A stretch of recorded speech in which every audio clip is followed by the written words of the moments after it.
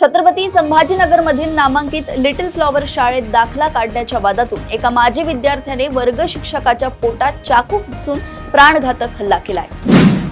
बुलढाणा जिल्ह्यातील खामगाव तालुक्यातील लाखनवाडा परिसरातील अजिंठा पर्वत रांगेत एकाच ठिकाणी गारगोट्यांचा प्रचंड साठा असलेला डोंगर आढळल्याने वैज्ञानिक संशोधनाची मागणी होत आहे।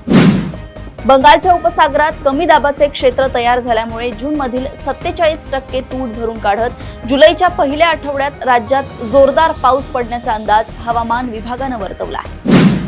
त्र्यंबकेश्वर मंदिराच्या अमृतकुंडात नवीन शिवलिंग सापडल्याची अफवा देवस्थानने फेटाळली असून ते 2013 मधील स्वच्छतेत मिळालेले जुनेच शिवलिंग असल्याचं स्पष्ट केले आहे। नागपूर काँग्रेस आणि विरोधी पक्षांच्या शिष्टमंडळाने पोलीस आयुक्त विश्वास नांगरे पाटील यांची भेट घेऊन त्यांना संविधानाची प्रत दिली आणि संविधानानुसार कार्य करण्याचा सल्ला दिलाय। मराठी रंगभूमीला आधुनिक व प्रयोगशील दृष्टी देणाऱ्या आणि अनेक दिग्गज कलाकार घडवणाऱ्या ज्येष्ठ नाट्य दिग्दर्शिका व अभिनेत्री विजया मेहता यांचे वयाच्या 92व्या वर्षी निधन झालंय।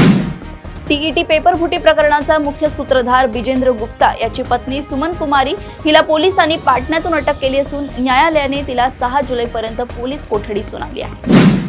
उद्धव सेनेचे आमदार सचिन अहिर यांनी शिवसेनेत प्रवेश करत उपसभापती पदासाठी अर्ज दाखल केल्याने त्यांची लढत उद्धव सेनेचे ज.मो. अभ्यंकर यांच्याशी होणार आहे।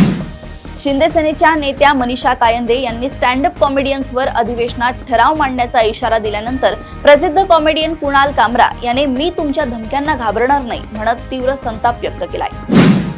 राज्यातील ग्रंथप्रेमी आणि वाचकांसाठी राज्य सरकारने संकेतस्थळाद्वारे शासकीय प्रकाशने आणि दुर्मिळ पुस्तके अत्यल्प किमतीत टपाल विभागामार्फत थेट घरपोच देण्याचा स्तुत्य उपक्रम सुरू केलाय।